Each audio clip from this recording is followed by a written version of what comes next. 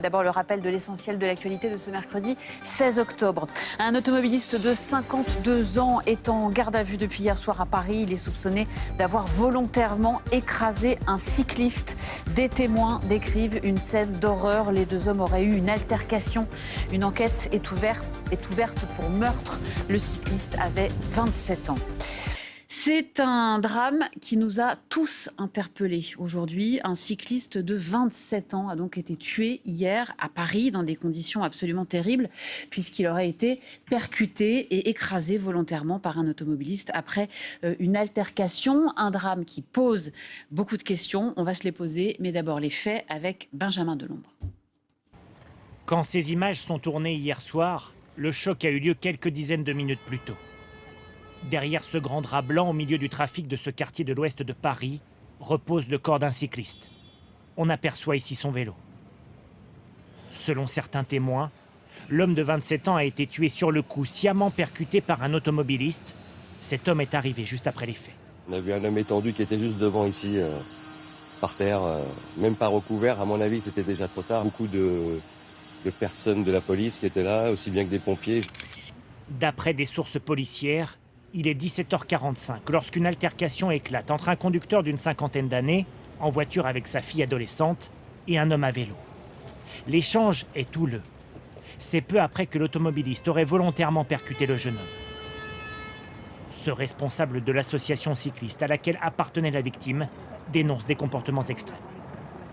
C'est pas une simple altercation, c'est vraiment l'expression de la violence motorisée avec quelqu'un qui perd ses nerfs et un jeune homme qui perd la vie. Vraiment très choqué sur ce qui est arrivé.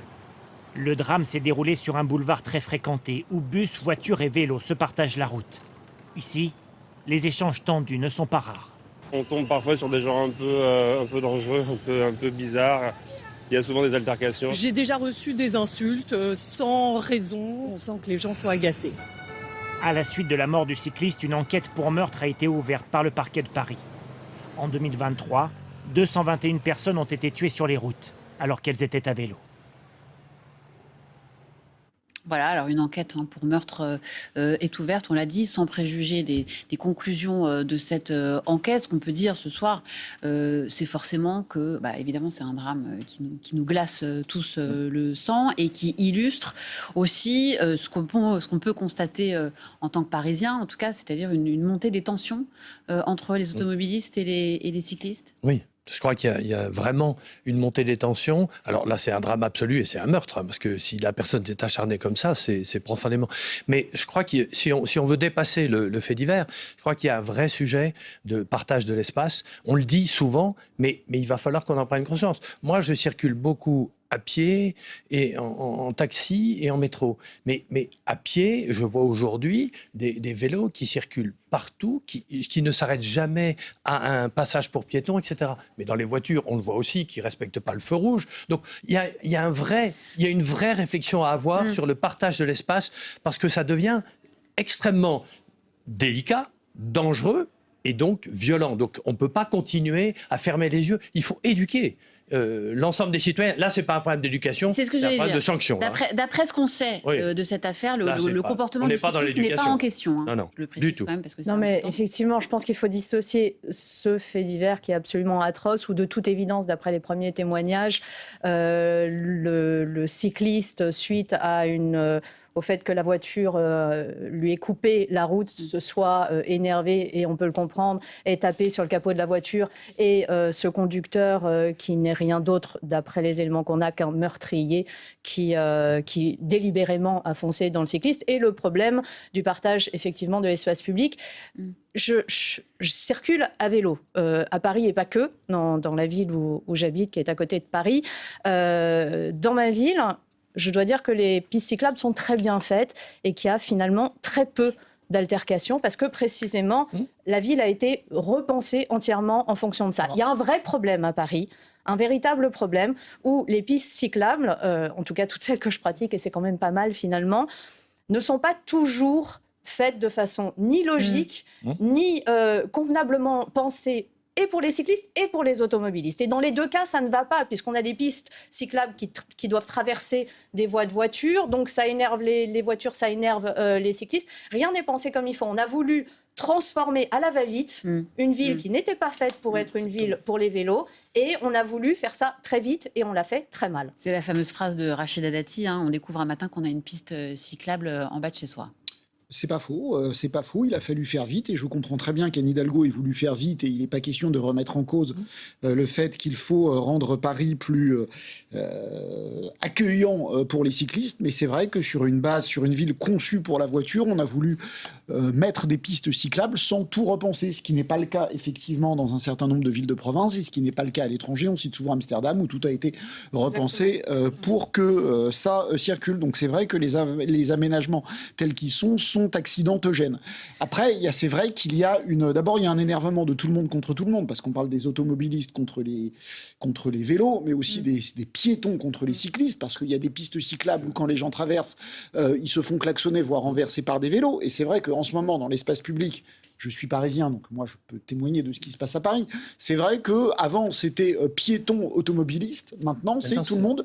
Maintenant, c'est beaucoup plus diversifié, hélas. C'est la guerre de tout le monde contre tout le monde. Les vélos, les scooters, les trottinettes, les voitures, c'est un petit peu compliqué. Après, on peut dire une chose qui n'est pas politiquement correcte, mais que je vais dire quand même, c'est qu'il y a parmi les cyclistes qui eux, refusent un certain nombre de règles du code de la route. C'est vrai qu'ils ne s'arrêtent jamais au feu rouge et ils ne sont jamais verbalisés. Et d'ailleurs, quasiment jamais.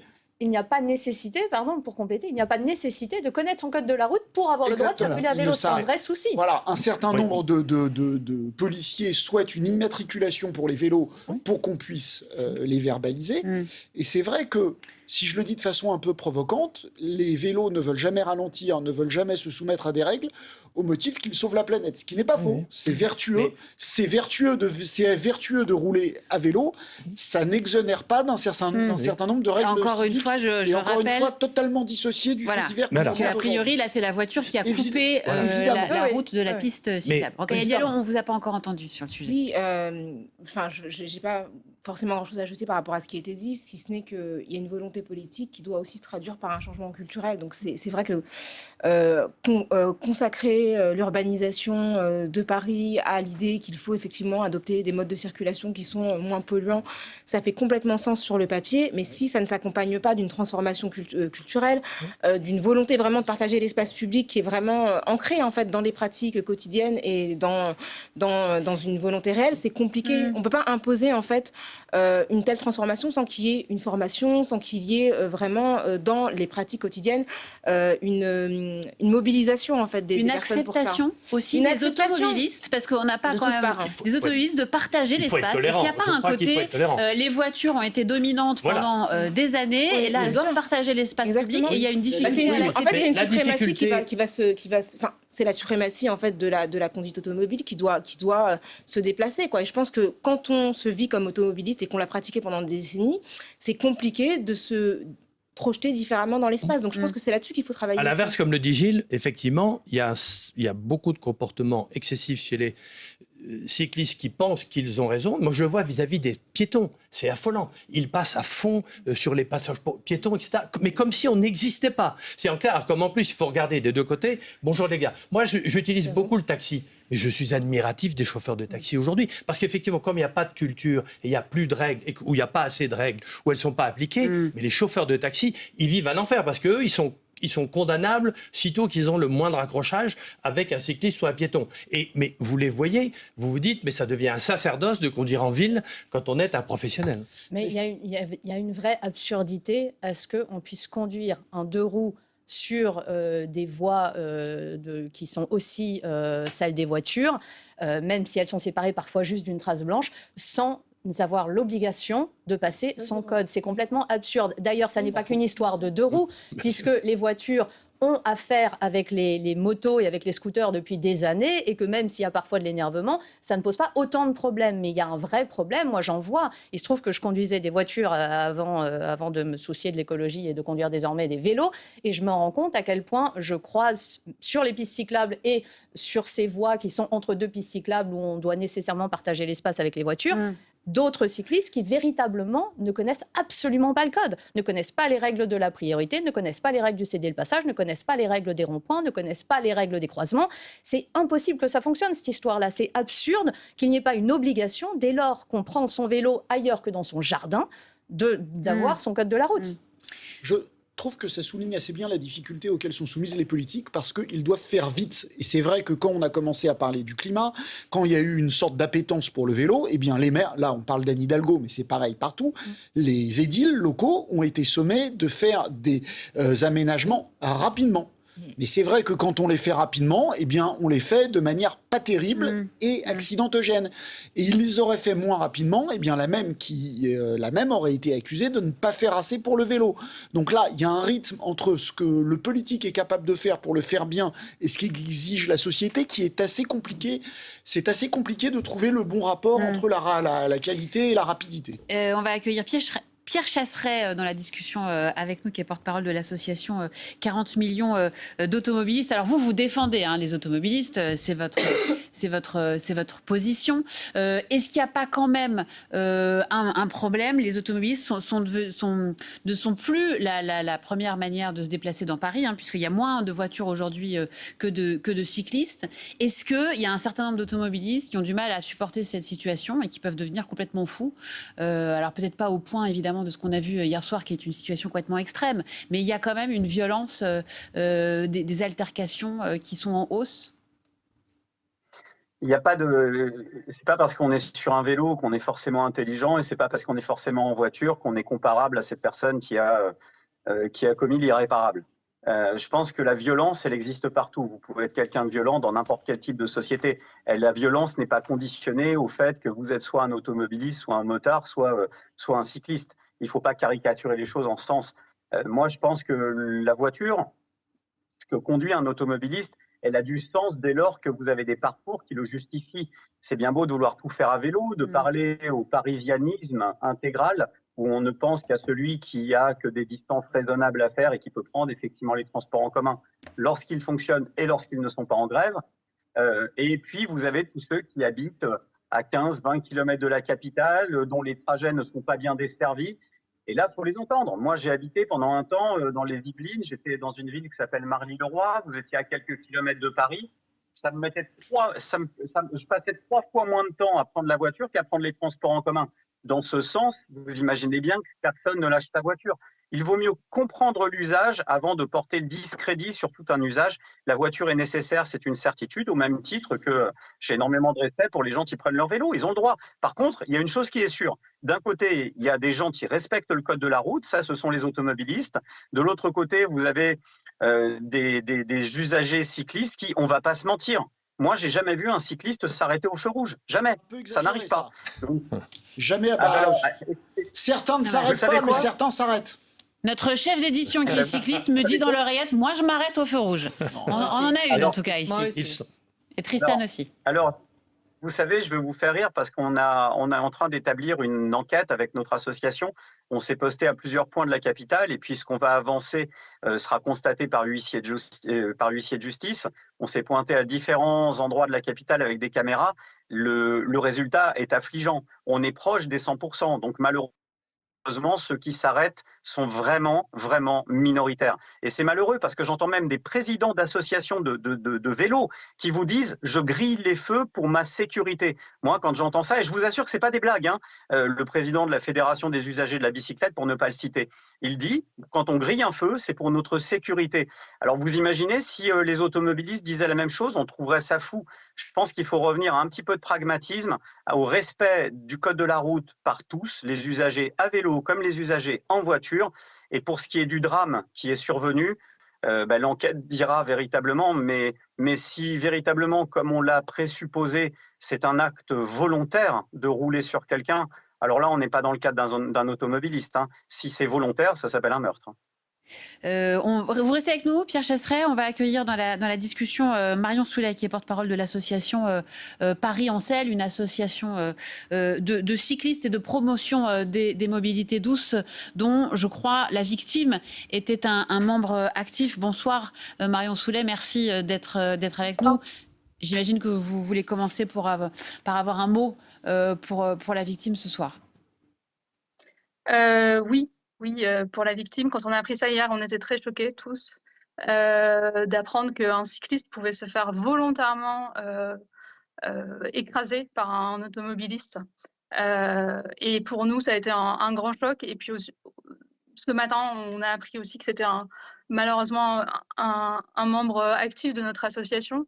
Et du coup, vous comprendrez notre émotion. Et ce qu'on voulait dire aussi, c'était qu'on est en soutien de sa famille, de ses proches, qu'on pense à eux, parce qu'à aucun moment on imagine un matin partir au travail à vélo et ne pas rentrer le soir. Et c'est un drame qui ne devrait jamais arriver. Et ce drame, il arrive et c'est pas un accident, c'est un meurtre, c'est une volonté délibérée de venir rouler sur ce cycliste. Vous restez avec nous, Marion Soulet. On va regarder ensemble un petit sujet qui va nous montrer que les altercations semblent se multiplier depuis quelque temps. On le disait, entre les voitures, les piétons et les cyclistes, notamment à Paris. C'est un sujet de Kanfitine Douti. Une voiture à toute vitesse qui percute presque ce cycliste.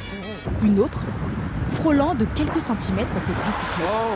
Entre les voitures et les vélos, la cohabitation est souvent difficile. La rue devient rapidement un champ de bataille où les tensions sont croissantes, tout comme les incivilités, les insultes et les accidents. Sur cette vidéo relayée sur les réseaux, un taxi semble percuter l'arrière de ce vélo.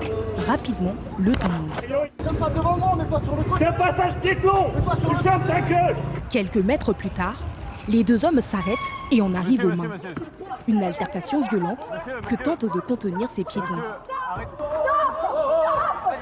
Des accrochages difficilement quantifiables, mais des accidents impliquant des cyclistes qui sont en nette augmentation.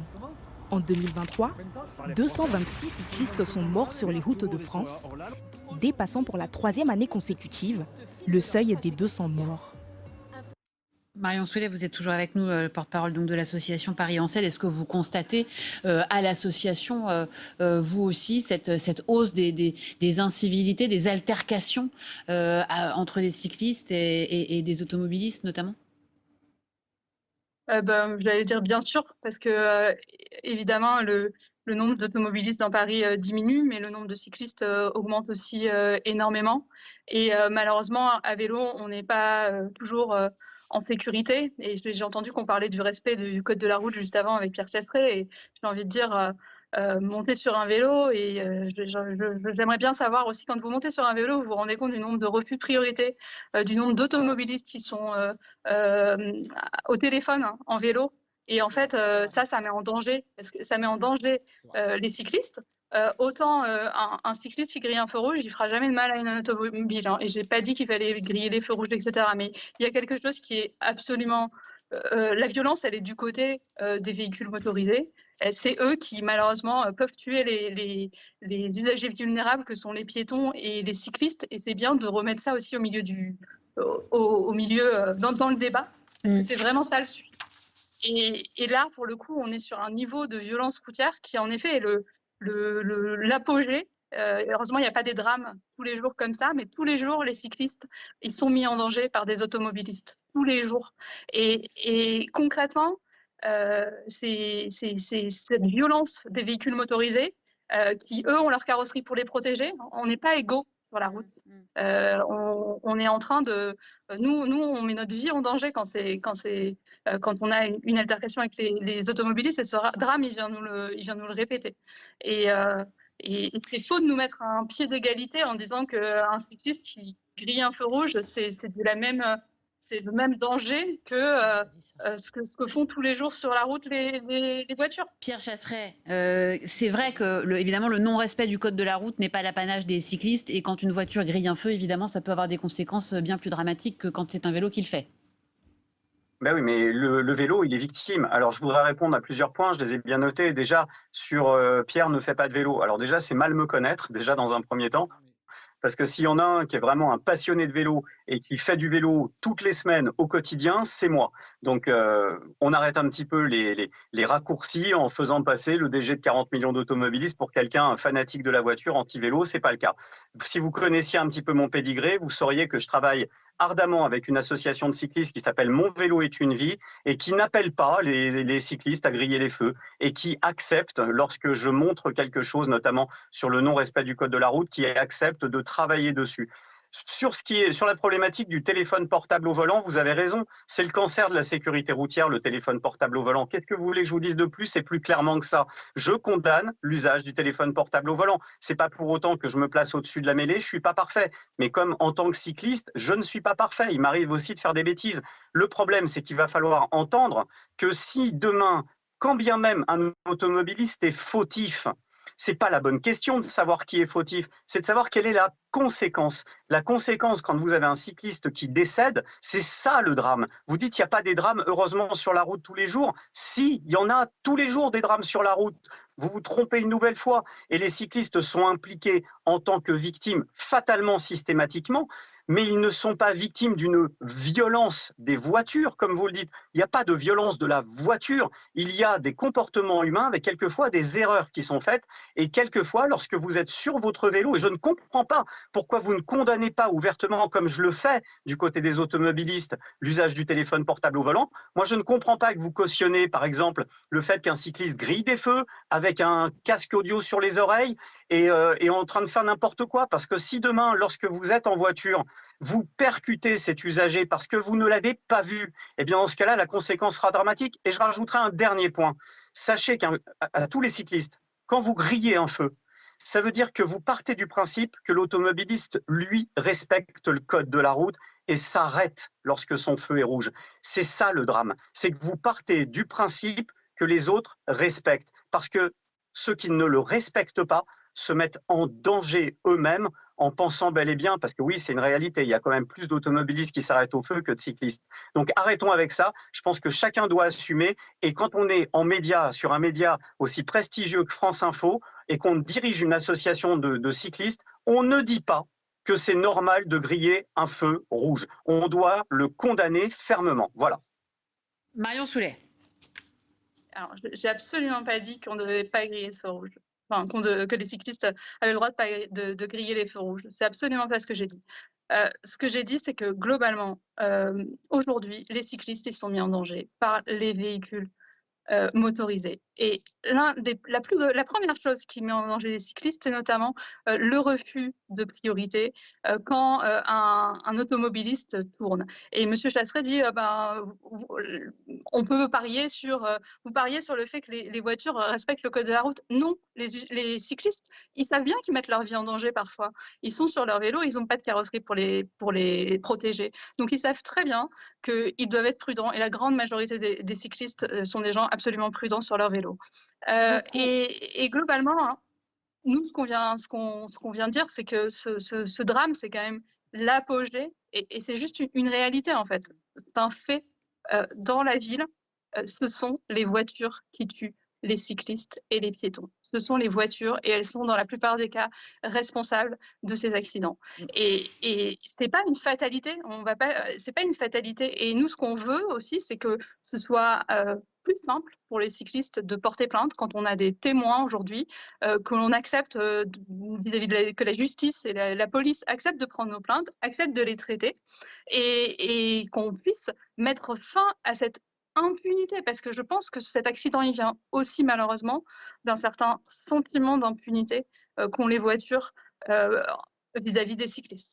D'avoir été avec nous, porte-parole de l'association Paris en Selle, et merci à Pierre Chasseret, porte-parole de l'association 40 millions d'automobilistes, d'avoir été avec nous également. J'ajoute qu'un rassemblement va avoir lieu dans 1 heure à 19h30, place de la Madeleine, à l'appel de plusieurs associations cyclistes pour rendre hommage à la victime après ce drame d'hier soir. On va